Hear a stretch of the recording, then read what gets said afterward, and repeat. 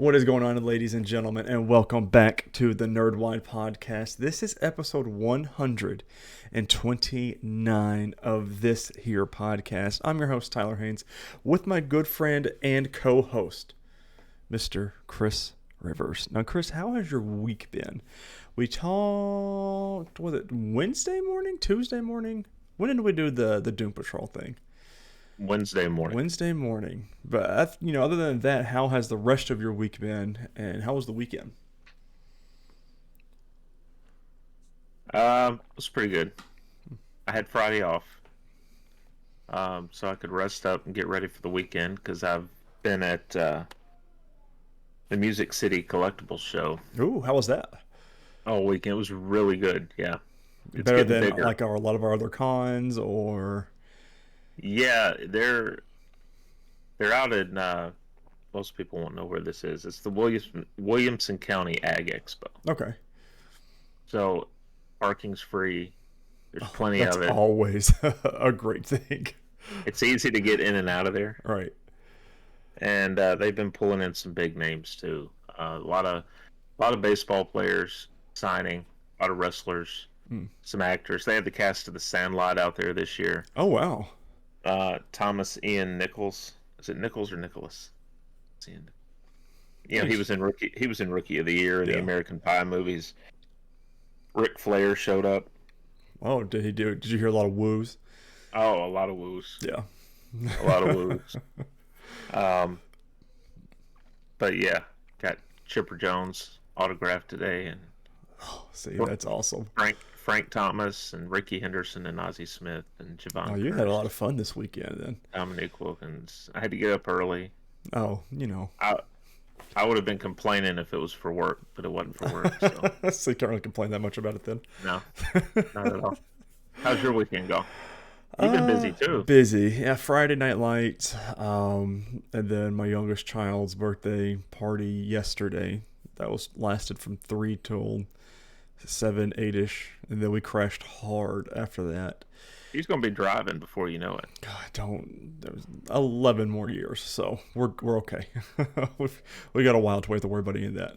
First five have flown by though. Yeah, God, we had a pandemic for most of her life, unfortunately, for her, but it just, is what it is. But and then her birthday today, so we've had a lot of fun with it. They went out and watched the new Paw Patrol movie. And I was like, "Oh, sorry guys, I've got some movies to watch myself, so I wasn't able to go about into that." But it's been a pretty good week. You mean you waited till the sun was up to watch the movies? Not intentionally. This week I wanted to watch at nighttime, mainly for Nightmare on Elm Street, because it's a classic and it's been, I've never seen it and things like that. Which we'll talk more about that later, but thoroughly enjoyed that movie. Like, to the point that I'm like, how do we wiggle in like the other ones? Kind of. So I understand the hype around all of that, like the music, the theme, like the subtle theme music. Oh, we'll get there. But yeah, it's been a pretty decent week. This week coming up, because for the past 2 weeks we've had a bunch of birthdays and birthday parties and things, and so next week is just chill.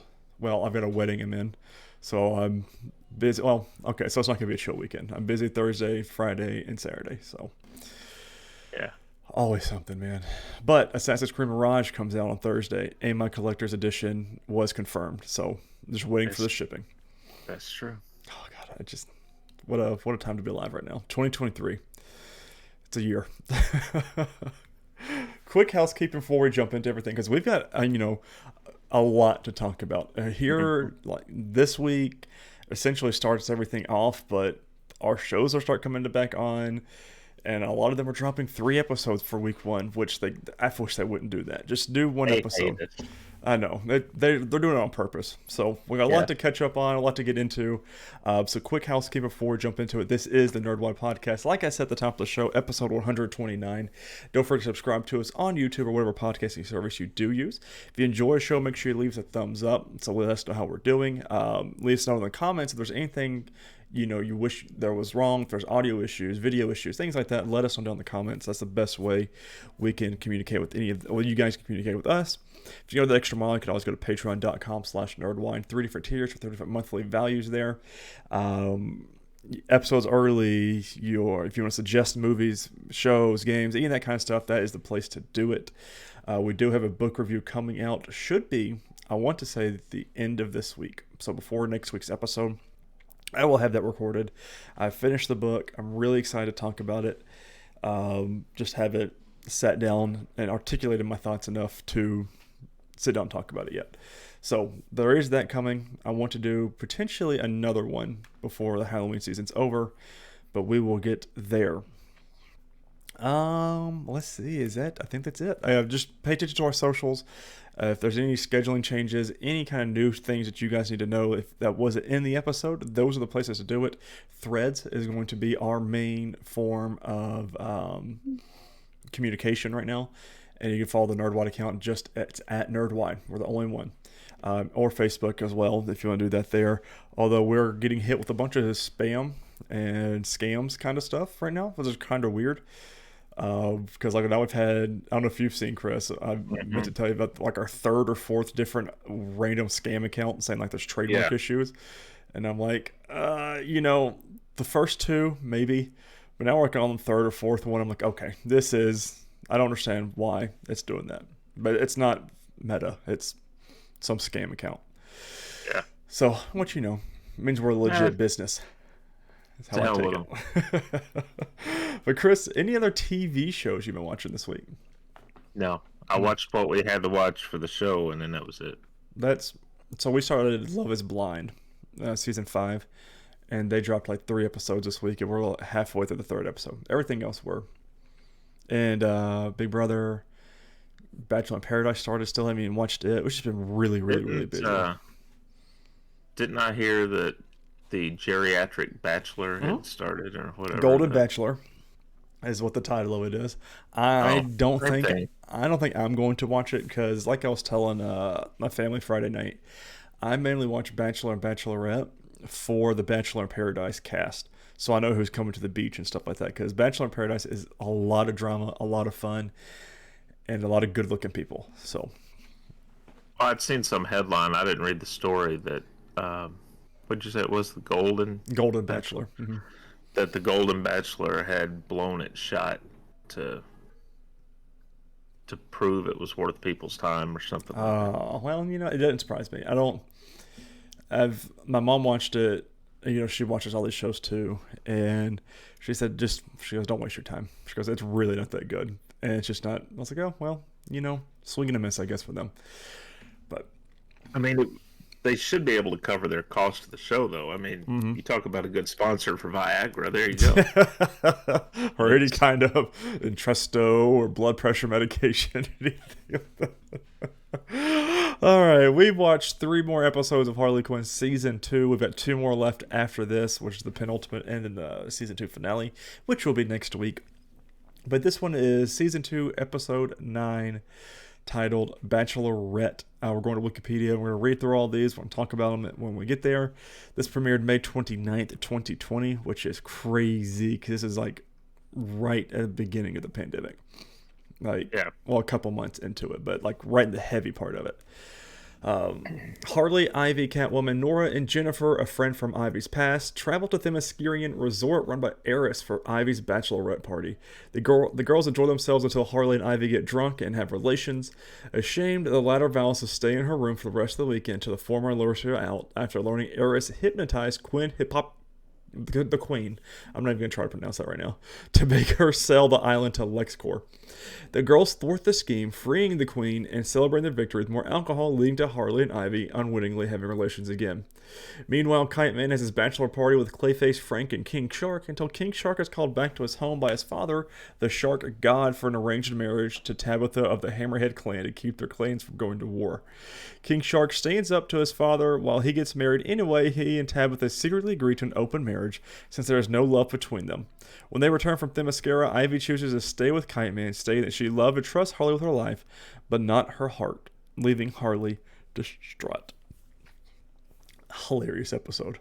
Like Hmm. this is one of the seasons, and I always say this a lot about some of our shows, but there's no misses yet. Like it's all been dingers, home runs. Every episode's great.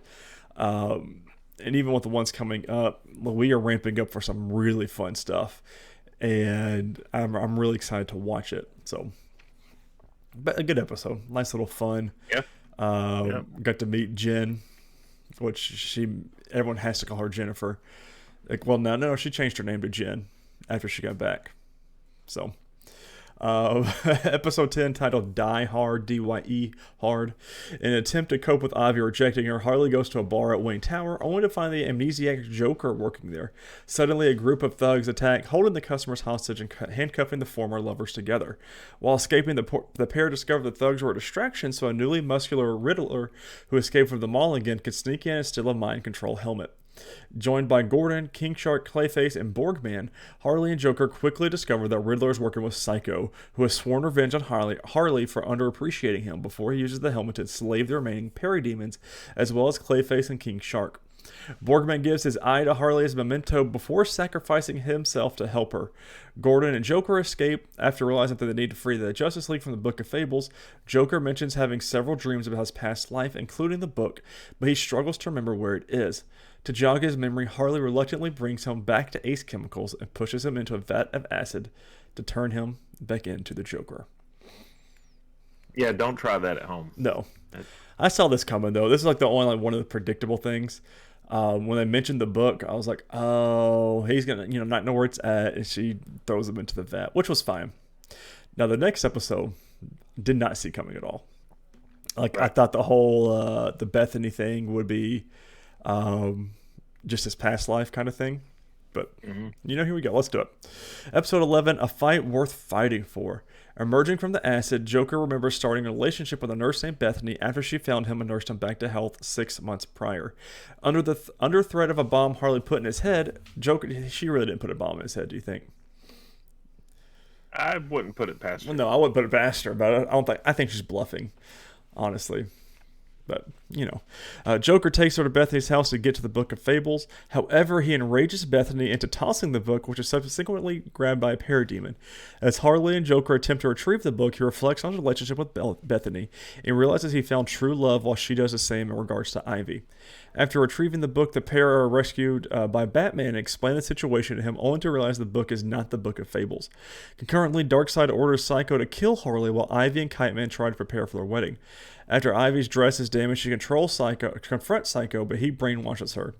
Returning to Bethany's house, Joker reconciles with her before Batman calls Zatanna to free the Justice League. Joker decides to resume his criminal lifestyle while maintaining his relationship with Bethany, and Harley decides to confess her feelings to Ivy, just as Ivy arrives to kill her.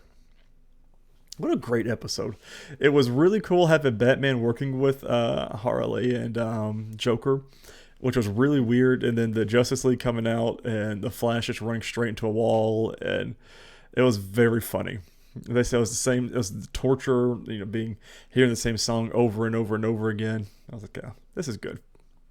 So, Yeah, they had that play out where she's going to confess her feelings, and then Ivy's coming in, and it's like, okay, we're going to get what, like another kiss, yeah. and Ivy's going to snap out of it, Mm-hmm. and I think it's how we're going to end the season is she realizes she wants to be with Ivy. Well, Ivy wants to be with Harley. They throw the wedding off, and then that's how season 3 is going to start, is them trying to find their foothold in the relationship. That's maybe have how I like see a it. runaway bride Right. moment, maybe. So, but here's something I wanted to talk about. We got 2 more episodes of Harley Quinn, but we had a new show come out this week, Chris, and I'm really, really, really excited to talk about this. Full-on spoilers, ladies and gentlemen. Gen V episode 1. We only watched the first episode. When we do the 2 episodes to catch up, we'll let you guys know. But for right now, we're going to do 1 episode a week. There's just a lot to do, a lot to talk about, and we want to give everything its time instead of just rushing through it all. So this one is Gen V episode 1, titled Orientation. We're going back to tvline.com, and this is going to be a review. The recap is going to be by Vlada Gelman, which is a new one for our show. Mm-hmm. When does this take place? Did we ever decide that? Like, I don't think it's a prequel, but I know it's set in the same world, obviously. Yeah, it's in the Um, same world. but like they mention a lot of our heroes. I really don't know. Um, I want to say it's kind of dropped in oh, here, let me just after Google this. the a point in season one, but before the most recent. Like maybe it's happening concurrently Mm. at some point. So it says 2022. Let's see. Genevieve. Okay, Genevieve takes place between season 3 and season 4. So we Okay. are. So it's essentially season 3.5, if you want to Yeah. kind of put it that way. Okay. So it's all current then. Current events. All right. So, dude, there's so much. Again, this is going to be a little grotesque, a little bit more R-rated than PG-13. If you know the boys, this is the boys. Let's just put it what it is. There's a lot of wing wangs out there. A lot of blood, lot of blood. All right. Makes it Spin, fun. yeah, that's the fun of it. The spin-off's first episode introduces viewers to Marie, played by chilling adventures of Sabrina's Jazz Sinclair, when she gets her first period at the age of 12. It also happens to be the day she discovers that she has a superpowers, the ability to control and weaponize her own blood. But it's one that she hasn't yet mastered, as this is her first time having it. So when her parents enter the bathroom, she accidentally kills them with her new talent, as her horrified younger sister witnesses. Awesome. Was not expecting this in the least bit, and it was awesome. Like, Yeah, it was absolutely good. cool. What a way to start this off. And then we cut to 8 years later, or 6 years later. Cut to the present day, 18-year-old Marie now lives at Red River Institute and cuts herself wielding her blood as a weapon. She dreams of getting out of the facility before she's forcibly taken to an even worse place, a rehabilitation center, and her big chance comes when she's accepted into Godolkin University for soups. Marie has set her sights on one day being ranked number 1 at the school, then becoming the first black woman in the 7. So naturally, she plans on majoring in crime fighting, but Professor Brink's T.A. Jordan, who's Shameless's London Thor, and Shining Vale's Derek Liu, who has the ability to switch between genders, has rejected Marie from the program. Instead, she's encouraged to join the Crimson Countess School for the Performing Arts, where her quick-witted and kind of thirsty roommate Emma, who's from Here and Now's Lizzie Broadway, is a student. Emma, who's known online as Little Cricket, has the ability to get small, but after a guy asks her to do it while on his penis, we discover that the unfortunate way Emma gets small is by throwing up. So, Oh, what a scene that was, by the way. what a scene. Was not expecting it. no, but it's not a surprise with Yeah. the boys. No. You know, this is kind of the thing that they do. It's just like with Homelander drinking the milk. Yep. Which we got a nice little cameo of her at the beginning of the episode. So Um, that was fun. After Marie and another student, Andre, who is also from Chilling Adventures of Sabrina's Chance Perdomo, helps security capture a runaway. Marie scores an invite from Andre to hang out with his friends, Luke, let's see, aka the fiery golden boy, the number 1 soup on campus, his girlfriend Kate, who can make people do whatever she wants with a simple touch, and of course, Marie's new frenemy, Jordan. In a nice change of pace from the norm, the popular kids aren't automatically mean to Marie. Kate is nice to her, and she and Luke even bond a little. Marie confesses to him that she's lying about her parents being so proud of her because they're actually dead. Luke, in turn, reveals that his brother also passed away. Marie also admits that she's at Godolkin to prove to her sister that she's not a monster. Luke says, being a hero is not what you think. And he's adding that if she's going to do this, she needs to do it for herself, not for anybody else. Thanks to Kate's power, the group then sneak into a club where Andre shows off a little of his metal manipulating powers to a woman, transforming a floating quarter into a hummingbird. As he flies it, a man bumps into him, sending the bird zipping through an innocent clubgoer's jugular. She immediately starts bleeding out as a shocked Andre watches before the teens run off, but Marie stays behind and uses her power to save the woman's life, an action that was caught on cameras. So, obviously going to be an issue here. The next day, Professor Brink from Sleepy Hollow's, who is Sleepy Hollow's Clancy Brown, informs Marie that she's been expelled. She has to take the hit for the others for letting the woman almost bleed to death because they were all high. The truth can get out when Golden Boy is on the verge of being recruited into the Seven. There's already a suit in the works and everything, and Brink even thought about Golden Boy being bigger than Homelander. But if Marie gets kicked out of school, that means she goes back to the bad place. She sits outside crying and cutting her palms before declaring, "I'm not a monster." Meanwhile, Luke is being haunted by visions of a younger boy asking for help and nightmares of a forest, tying back into what the runaway teen was yelling when Marie and Andre helped earlier in the episode. Quote, "I'm not going back to the effing woods." Then he was taken to a cell, wallpaper trees visible through his door's eye hole. Luke confronts Professor Brink just as Marie walks in on him, turning the professor to dust with his powers. Luke tries to justify himself, saying that she doesn't know what the professor did. When Marie runs off, Jordan steps in, and Luke accuses them of being in on it too. The two of them fighting out in the school hallway until Luke catches up with Marie and Andre outside. The sight of his friend seems to calm Luke. What a fight scene between Jordan and Luke. Like, that was very well done and very well choreographed, and we know the boys is what they're good for, this production team. And that was really, really well done. Even to the point of Jordan sliding and then hitting Luke in his flame trunk, if you will. Like, just it zooms in and she pops him right there. Dude. Luke says it wasn't supposed to happen like this, hugging Andre and exchanging "I love yous" with him. Then Luke flies off into the sky and explodes himself, killing himself in a fiery explosion. Rounding out the cast is Shelley Kahn from Bridgerton as Dean and Dara Shetty, who's no doubt just as shady and manipulative as the Vought execs. So everybody knows Homelander would never ever allow someone else to become bigger than him. Yeah, and that's why it would all be a big issue. Some brief little recaps and things that tie into the boys. In the fallout of the season 3 finale, Queen Maeve is believed to be dead, with her merch selling for a lot of money. Vought News telecast says there's new evidence that Russian plotted the 7 Tower attack, while Homelander's lawyer states he stood his ground. Golden Boy was being set up to replace Maeve or Starlight in the 7. Brink's former pupils include A-Train, The Deep, and Queen Maeve. We got a brief appearance from Elizabeth Shue's Madeline Stillwell, declaring it a post-racism world during a flashback to when A-Train was recruited into the 7. This is such a, like, what would actually happen, you know. Let's see, because we can't resist mentioning it, we're not going to, that's for episode 2. I don't know what's going on there, so I'm just going to skip that. So, I like Gen V. Like, it is right there with the boys for me.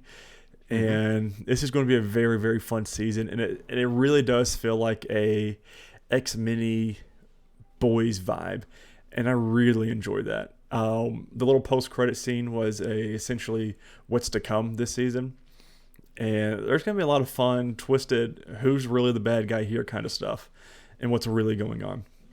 But I can't wait. I can't wait. This is like, I already wanted to watch the next episode, but I had to tell myself, no. Let's just pump the brakes here. So, but we'll do that next week. Next week. Oh, some big news that don't really have on the docket, but the writing strike is now officially over.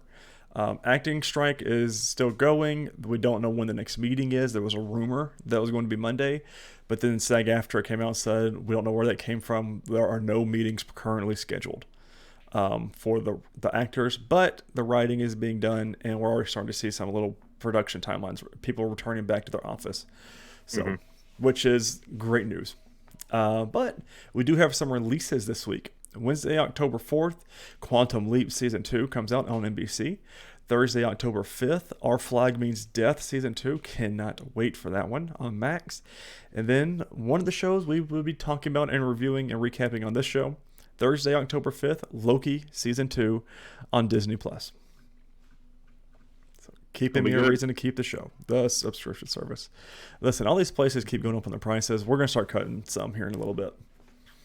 Yeah, it's getting until like Marvel shows and things come back on. Like, once Loki's done, I think we're going to cancel it, and then we'll re-up when.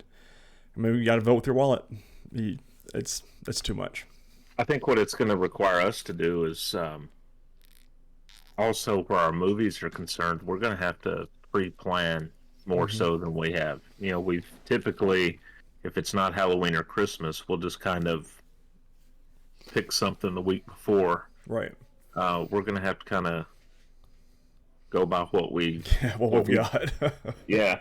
Because with jobs not, you know, helping out with inflation and like increasing wages and stuff like that. I can't, man. This is a lot of these things are breaking me. Yeah. So it's I mean, we've looked and talked and we're like, well, okay, what are the ones we absolutely have to have? And like Hulu and Netflix are two we have to have, which ironically are the two most expensive ones right now. So, yeah, it's and it wouldn't be so bad if they weren't raising prices all the time, right. but they are. And it's like every 3 or 4 months they just keep raising prices. And now that Disney Plus starting November 1st, they're cutting down on their households like Netflix did. So you can only stream during your households. Like, what's the point?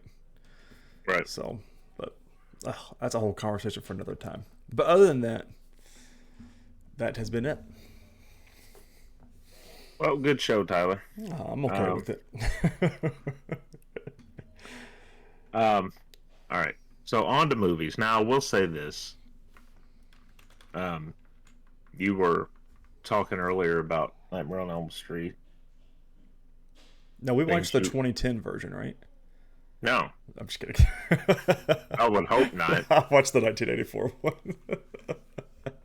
You watch the 2010 version. We'll pause this recording right now. Yeah, go watch it and then come back. Yes. Did I look scared when You you said did. that? I You was said like, no. Oh man. So before we talk about these, though, right? When we started doing these, you were very against horror, Hmm. right? You were like, nope, I don't watch horror movies. Nope, nope. And one thing I've noticed is now that you're actually watching, Hmm.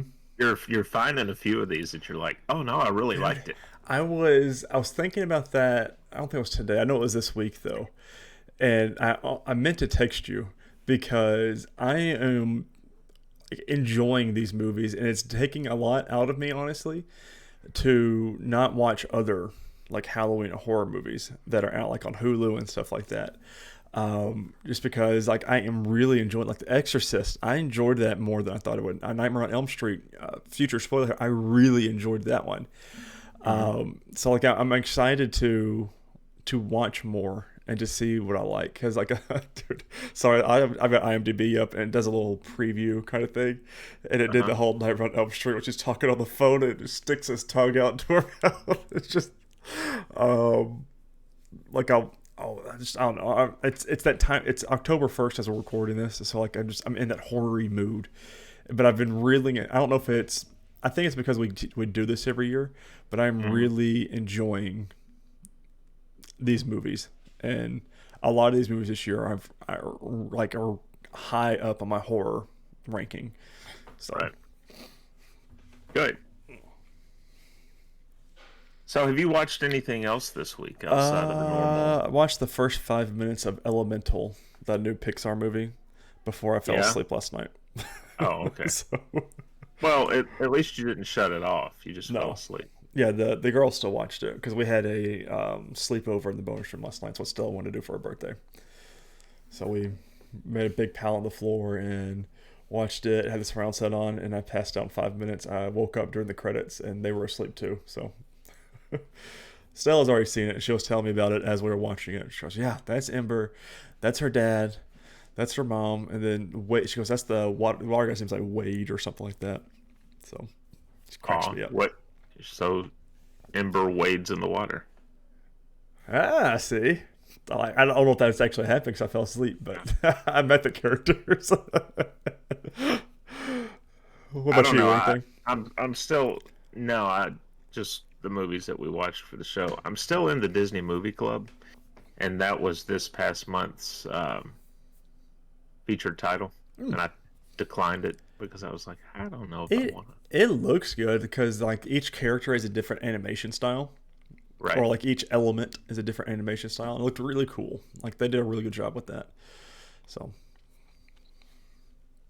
So that means it's now time talk about our movies. Which one would you prefer first, Tyler? Let's do Nightmare on Elm Street. Rosemary's Baby first. Rosemary's Baby. I gotta.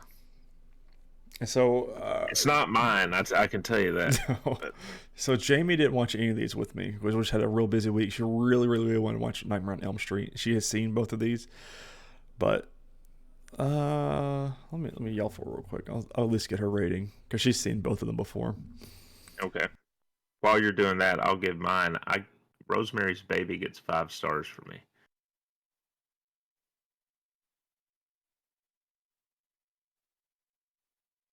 So let's see. Um, we'll get the plot going here. Get it opened up. Okay. Good. Yep. So Jamie gave Rosemary's Baby a 2, and Ooh. that's about where I'm at. Like Ooh. so Rosemary's Baby to me wasn't really like a horror movie.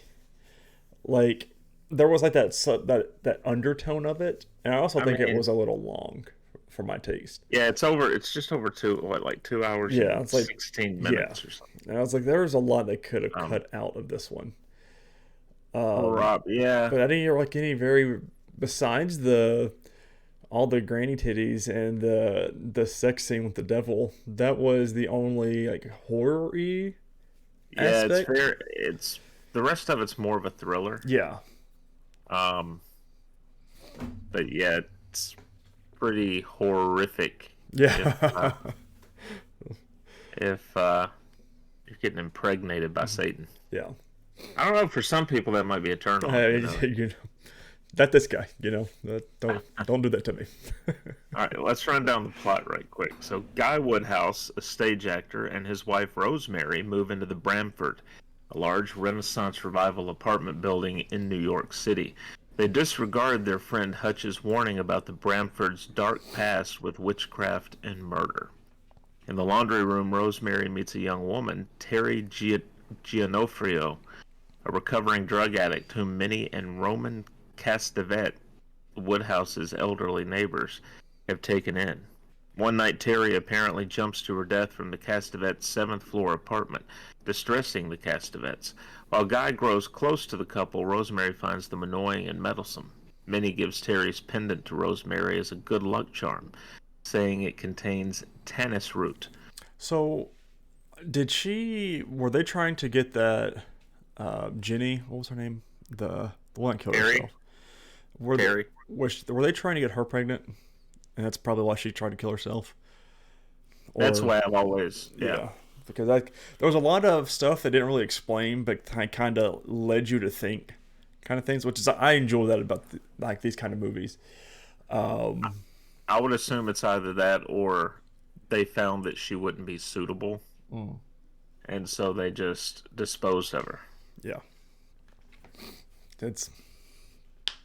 I mean, what a way to go. Yeah, I'd think of other ways before I do that. We should, while we're paused here in the plot, the Bramford is the real life Dakota apartment building where John Lennon and Yoko Ono lived and where he was assassinated. Really? Yeah. Oh. Guy is cast in a prominent play after the lead actor inexplicably goes blind. With his acting career flourishing, Guy wants to have a baby with Rosemary. On the night that they plan to conceive, Minnie brings over individual cups of chocolate mousse for their dessert. When Rosemary complains it has a chalky undertaste and does not finish it, Guy criticizes her as being ungrateful. Rosemary consumes a bit more to mollify him, then discreetly discards the rest. Soon after, she grows dizzy and passes out. In a dreamlike state, Rosemary hallucinates being raped by a demonic presence, Satan, as Guy, the Castevets, and other Bramford tenants, all nude, watch. The next morning, Guy explains the scratches covering Rosemary's body by claiming he did not want to miss baby night and had sex with her while she was unconscious. That's a little creepy. Yeah. He says some people are into that though, man. I mean, you know. He says he has since cut his nails. Yeah, dude. She wakes up with scratches all on her side and everything. He said, I just got a little carried away because I didn't cut my nails. I was like, okay. Yeah. I mean, okay. He's never gotten that carried away before, and the only time he does is when she's unconscious. That wouldn't sit well with an Yeah, explanation. no, It's like, that's yeah, what? That doesn't make any sense. different time though. 1960s is very different. 1968, yeah. Yeah, a lot of different time there, unfortunately. Rosemary becomes pregnant with the baby due the last week of June. The elated Castavets insist that Rosemary goes to their close friend, Dr. Abraham Saperstein. Saperstein or Saperstein? I can't remember how they... Steen, I think. Steen. A prominent obstetrician rather than her own physician, Dr. Hill. During her first trimester, Rosemary suffers severe abdominal pains and loses weight. By Christmas time, her gaunt appearance alarms her friends and also Hutch, who's been researching the Bramfords' history. Before sharing his findings with Rosemary, he falls into a mysterious coma. Rosemary, unable to withstand the pain, insists on seeing Dr. Hill, while Guy argues against it, saying Dr. Saperstein will be offended. As they argue, the pains suddenly stop, and Rosemary feels the baby move. 3 months later, Hutch's friend Grace Cardiff informs Rosemary Hutch is dead. Before dying, he briefly regained consciousness and said to give Rosemary a book on witchcraft, all of them witches, along with the cryptic message, the name is an anagram. Rosemary eventually deduces that Roman Castavet is an anagram for Stephen Marcato, the son of a former Bramford resident and a reputed Satanist. She suspects that the Castavets and Dr. Saperstein belong to a satanic coven and have sinister intentions for her baby. Guy discounts this and later throws the book away, upsetting Rosemary and making her suspicious of him. Terrified, she goes to Dr. Hill for help. Assuming she's delusional, he calls Dr. Saperstein, who arrives with Guy to take her home, threatening if she resists to have her sent to a psychiatric hospital. Rosemary locks herself into the apartment, but coven members somehow infiltrate and restrain her. Dr. Saperstein sedates a hysterical Rosemary, who goes into labor and gives birth. When she awakens, she's told the baby was stillborn. As Rosemary recovers, she notices her pumped breast milk appears to be saved instead of disposed of. She stops taking her prescribed pills, becoming less groggy. When Rosemary hears an infant crying, Guy claims new tenants with a baby have moved into an apartment 1 floor up. Believing her baby to be alive, Rosemary discovers a hidden door in the bedroom closet, leading directly into Minnie and Roman's apartment. Guy, the Castavets, Dr. Saperstein, and other coven members are there, gathered around a bassinet draped in black with an upside-down cross hanging over it. Peering inside, Rosemary's horrified and demands to know what is wrong with her baby's eyes. Roman proclaims the child, Adrian, Satan's son and the supposed Antichrist, has his father's eyes. He urges Rosemary to mother her child, promising her she will not have to join the coven. When Guy attempts to calm her, saying they'll be rewarded and will conceive their own children, she spits in his face. After hearing the infant's cries, however, Rosemary gives in to her maternal instincts and gently rocks the cradle. Is there a second movie to this, or is it just it? So I know there's a book. I wonder if there's a second book to it. Let me see here. I know there's other stuff that they've produced. I'm trying to remember how much of it was, or what was possibly a remake. There's a 76 television film, Look What's Happened, Rosemary's Baby. Oh. Which is something of a sequel, of course. But it was disliked by a lot of people. The novel has a sequel called Son of Rosemary, but that's not the same story as the TV film. And they've done a remake. Oh, a remake was considered, but fell through. There's been a miniseries with Zoe Saldana in 2014 as Rosemary. Yeah. So we're to assume that she took over as mother and just kept going on with life. Presumably. Okay. Now, it does note here in June of 22, Bloody Disgusting reported they had received an announcement the film Apartment 7A is secretly a prequel to Rosemary's Baby. Did we ever find out what happened to the prior tenant? They said she went to a coma and then died. Because she even had the giant wardrobe blocking that door to the Yeah. other apartment. Okay, Mhm. I'm starting to connect some dots here. So, but being called Rosemary's Baby just to have the whole baby scene, maybe 5 minutes into the whole film, I was like, I was expecting a little bit more, but Yeah. it was okay. I mean, I gave it what I said 2. Yeah, Jamie gave Yeah. it 2. I gave it 2. I give it a 5. Let me go put We're a that in little my ways box. apart. Yeah, just a little bit. Um, it's always been interesting because so I mentioned earlier that John Lennon, this is the apartment building he was living in and where he was assassinated. He was shot on the sidewalk and stumbled through the doorway. Mm. Um, Mark David Chapman, of course, was his assassin. But what's interesting is Chapman noted that he wasn't going to go through with it. Earlier in the day, I think it was either earlier that day or the day before, he had decided that he didn't think he would go through with the assassination. Hmm. And I believe he said crossing the street or across the street at Central Park, he saw Mia Farrow, who of course plays Rosemary Right. in the movie, and decided it was a sign that he needed to go through with it.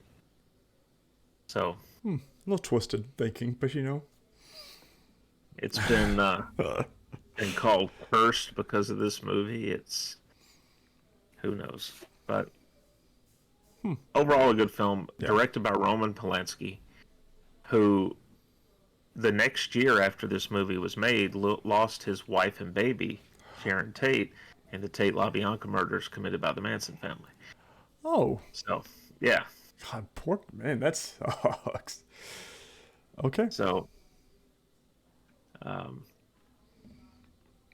kind of a wild series of connections around this movie and the people that were part of it. So It's weird how like all these horror movies have all these weird connections and like especially your classics. It's just kind of like Poltergeist had a lot of weird yeah, they had things a lot of happen. weird on set and stuff. So I mean, it's however you want to look at it, it's weird. Mm-hmm. Mm-mm. All right, well that means it's time to discuss Nightmare on Elm Street. Um, Bum, bum, and of course, bum. I'm sure you recognized a very prominent actor in his. I think this was his first film role. So I didn't even recognize him. I saw his name and I tried looking Really? for him. I did not recognize him until like I looked up on if you'll if you take back the podcast a little bit when I was first pulling up IMDb and made like a face because I did not realize that's who that was. Like I saw his name when like they were doing the credits and stuff at the beginning. I was like, oh, I didn't realize Johnny Depp was in this. And I guess I've never recognized him. One is young, but usually he's like in a lot of makeup and he looks completely different than what he does now. So, Yeah. which is essentially what I'm used to as. But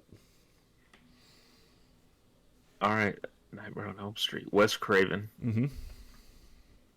Um, let's get into it.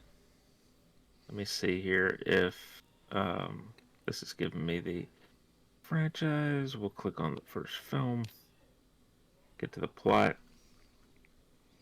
I could probably do this by memory, but just so we get everything. Um, Released in 1984, it's 91 minutes long, which is a good length. mm-hmm. I thought they For did this. it good. Had a budget of 1.1 million, made 57 million at the box office. Just Uh, good for them. Teenager Tina Gray awakens from a terrifying nightmare, which a disfigured man wearing a blade-fixed glove attacks her in a boiler room. Her mother points out 4 mysterious slashes on her nightgown. The following morning, Tina's best friend Nancy Thompson and Nancy's boyfriend Glenn Lance console her, revealing that they each also had a nightmare on the previous night. The two stay at Tina's house when Tina's mother goes out of town, where Nancy also confesses to having a nightmare about the disfigured man. Tina's boyfriend Rod Lane interrupts their sleepover. When Tina falls asleep, she dreams of the disfigured man chasing her. Rod's awakened by Tina's thrashing and sees her being dragged and fatally slashed by an unseen Awesome. force. A very awesome scene. That was Yeah. very well done. What it doesn't mention is when she's dragged up the walls, Yeah, like across the up in the ceiling. corner and up the ceiling. And he's Yeah. sitting there in the corner because he just got knocked out because she twisted. Or not knocked out, but Mhm. knocked away. And he's like, Tina! Tina! Dude, it was good. So good. And they would use that same set piece for Glenn's death later, Oh. which is how they achieved that. Um, so it forces Rod to flee as Nancy and Glenn awaken to find Tina bloodied and dead.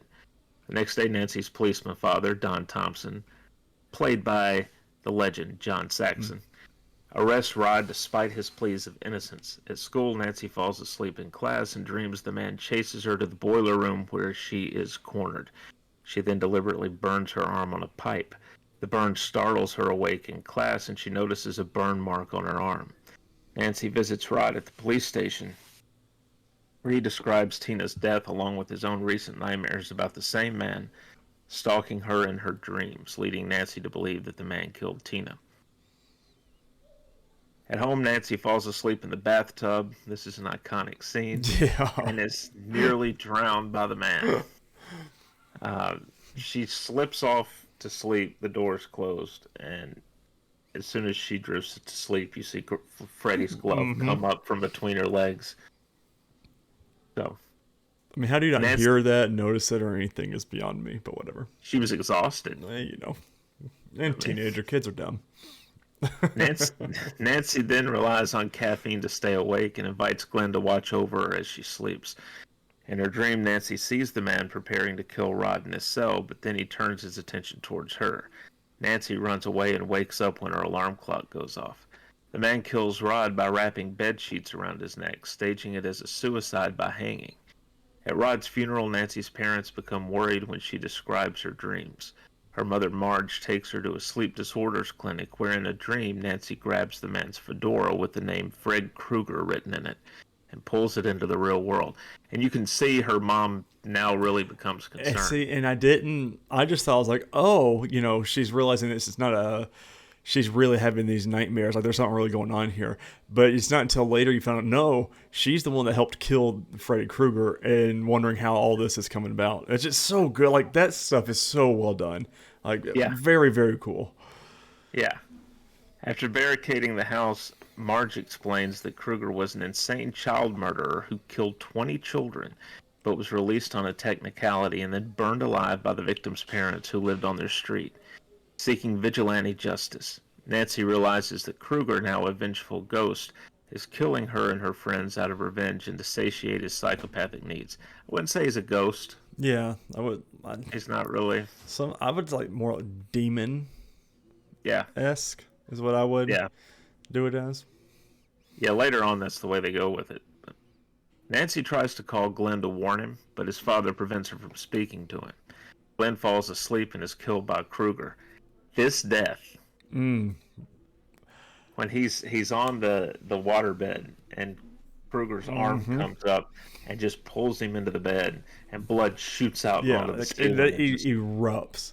It reminded me of the It Part 1 scene, the one we watched a couple weeks ago, with the sink. And Yeah. I was like, oh, I said that's a very, very cool way to do it. I don't know, you know, the human body doesn't have that much blood in it, but Right. it's still a very cool scene. Yeah. Looked very, very good. Now alone, Nancy puts Marge to sleep and asks Don, who's across the street investigating Glenn's death, to break into the house in 20 minutes. Nancy rigs booby traps around the house and grabs Krueger out of the dream and into the real world. The booby traps affect Krueger enough that Nancy can light him on fire and lock him in the basement, and Nancy rushes to the door for help. The police arrive to find Krueger has escaped from the basement. Nancy Very and Don cool go scene here too, though, with Yeah. the whole fire thing, and then she could see the footsteps, but nobody else could see the footsteps going up the stairs. I was like, that is so cool. How they, was she dreaming? What part is she not dreaming? Kind of thing going on. Really cool way that it's, and it's like I don't think we talked about it on the podcast, but between you and I, like the horror aspect of it, because everybody has to sleep, Right. and seeing like going in and out of consciousness of the dream state and stuff was so cool, and I thought they did a really good job with that. Right. Nancy and Don go upstairs to find a burning Kruger smothering Marge in her bedroom. After Don extinguishes the fire, Kruger and Marge vanish into the bed. When Don leaves the room, Kruger rises from the bed behind Nancy. Realizing Kruger's fueled by his victim's fear, she calmly turns her back to him. Kruger evaporates when he attempts to lunge at her. Nancy steps outside into a bright and foggy morning where all of her friends and her mother are still alive.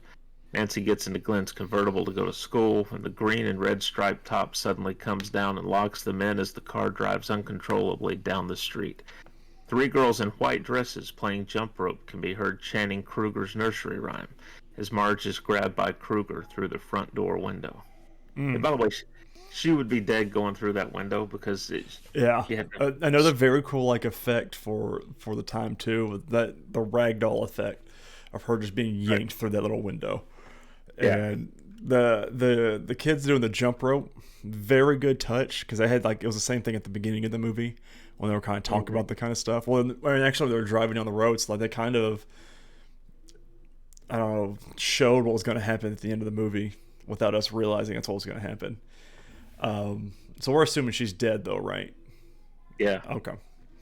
This is where I was like, okay, I want to watch the second movie now to see, because like this is not left with a happy ending. Freddy Krueger's not done, so it's like, well, you know what happened. It's like it's why I like about Halloween as well, because he doesn't die. Michael Myers doesn't. He just keeps going, and so it's like I want to watch the second part. I know it's not as good, and you said the third one's good. The second one's not as good. Second one's not as good. The third one is pretty good. The fourth one's good. 5 and 6 are a little bit rough. And then you get to really you don't get once you're at that point you don't get a solid entry again till New Nightmare, which is when by that point Craven had been off the films for a while. He comes back, develops the story and everything, and you can tell there's a difference. And then of course Freddy versus Jason, and then See, that's when the remake. I want to get into that, because I've never seen Friday the 13th either. Right? Yeah, no, I've not seen Friday the 13th. It's such a good. Yeah, I mean, everybody has to sleep. Right. You can stay away from locations that other horror icons are at. Like you can stay away from Derry, from Derry, Maine. Yep. If you want to avoid Pennywise, but what you can't do is avoid falling asleep, because eventually your body's just going to shut down and make you sleep. Yep. One way or the other. Yeah. So. And there is the first really weak film is this fifth one, Dream Child. One of the characters becomes pregnant. Not from this film, of course. It's a different character later on. But as you know, most of the time babies are in the womb, they sleep. So Freddy uses that. Oh, to torture the mom. Oh, see. You know, next year we're going to have to do some more. I think we're going to put some of these movies in there. Like how we do Scream. You know, we're putting the subsequent sequels and stuff in there. I like it. What'd you rate this one? I gave this one 4.5. Okay. That's I gave it a 4.5 and Jim gave it a 5.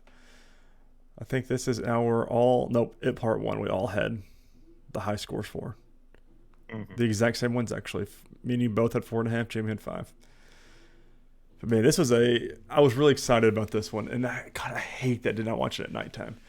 I don't think it would have scared me any. Like, it wasn't scary, but it's like I don't know. If I would have watched it back then, it would definitely have been scary.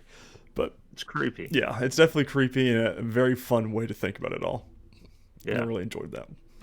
Yeah, and it's mainly the imagery. Yes, Freddy. That's like when he's coming down the alleyway. You know, with the long arms and because he had some like the slashes waking up because Tina woke up that first time with slashes in her shirt, and her mom and whatever suitor was with her said, "Oh, you must have been a crazy nightmare." to do that to your shirt or to your pajamas or something like that. And I was like, Yeah. that should be everyone's first thing. Like something ain't right here. Yeah.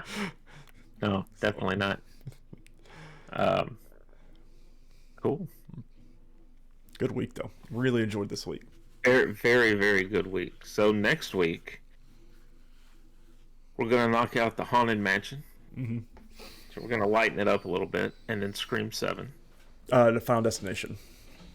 Oh, we're doing Final Yep. Destination. Ah, I see. I see. Where you put that on there? Yeah. Scream Haunted 7. Those are Mansion, just the ones that are TBD. We know when and we're gonna watch them.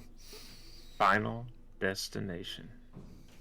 It's gonna be a Which, good pairing. yeah, I think it's gonna be. I don't. Final Destination I might watch first because Haunted Mansion I'm expecting like a little bit more of a jokey horror Yeah, scary movie kind light, of thing. kind of lighthearted Yeah, 'cause it is compared to. Disney still, but Yeah, the first one did creep me out a lot when I was younger. So, with Eddie Murphy, yeah. that one did. Well, There was a little scary bits in there. So, and we still have Scream 7, Hereditary, Shaun of the Dead, hmm and The Omen coming up. yeah. Now you've liked The Exorcist. hmm You were kind of lukewarm on Rosemary's Baby. I'm curious what you're gonna think of The Omen because they're all within like the same. Rosemary's Baby is 68. The Exorcist is 73. I think The Omen is 74. Okay. So they're all in that same window of time. We need to add the Sixth Sense onto someone's list next year Okay. because that's also like a classic that I've never seen. But now that I'm doing all these, I want to see it now. Hereditary, I'm not excited about. I think that's for the rest of these movies. That's the only one I'm not excited about. I think now that you're finding that you do enjoy some horror movies, your list is gonna start Getting more fun. getting. Yeah. Well, it's gonna start growing of stuff you Yeah. want to see. Well, it's And like, oh, I'm just so excited for these. like you said, it's gonna be hard for you because you're gonna be like, I want to see this and this and hmm this. But do you wait for October, or do Right. you go ahead and watch some? I mean, we can watch it at different times of the year. That's true too. Halloween in June. Halloween in May. So, I'm not discrediting it, Chris. Not discrediting it. If they can have Christmas in July, Yeah, we could. What's 2 weeks, 2 months before? Yeah, it's May. yeah. So, something to think about for light on movies to watch. Tell you what, we could do. We could do some themed stuff though. Might look at that. Like July, you've got Uncle Sam, the horror movie Uncle Sam for Mhm. Independence Day. March, you've got Leprechaun with St. Patrick's Day, so you could. I think I've seen bits Run some and stuff up. clips of it. Like nothing substantial, but like bits and pieces of it. Right. So, Let me know. I'm game whenever. this is exciting, especially with the writing strike and everything still going on. We're gonna have a gap. No, the writer's strike is over. Yeah, the writer strike's done. Well, but with the culmination of it all, we're gonna have a gap of Yeah. stuff before things start coming out. Unfortunately. Yep. So, but ladies and Good gentlemen, stuff. that is it for this show. Thank you so much for watching and listening. Really hope you enjoyed it. If you're watching these horror Halloween movies with us, make sure you let us know down in the comments down below. Which been your favorite so far? Are you surprised as I am that I'm actually like really getting into these movies? Or did you expect this? Just, let us know down in the comments below. Follow us on social media on Threads. You can follow us on Facebook. Those are going to be our two ways to communicate with you guys.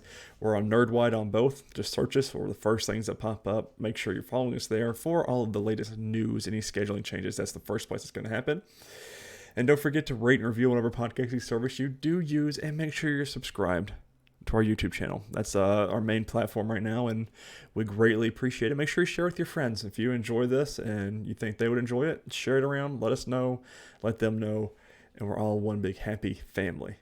But ladies and gentlemen, as always, this has been this week's episode of the Nerdwide Podcast, and we cannot wait to talk to you next week. Later, guys.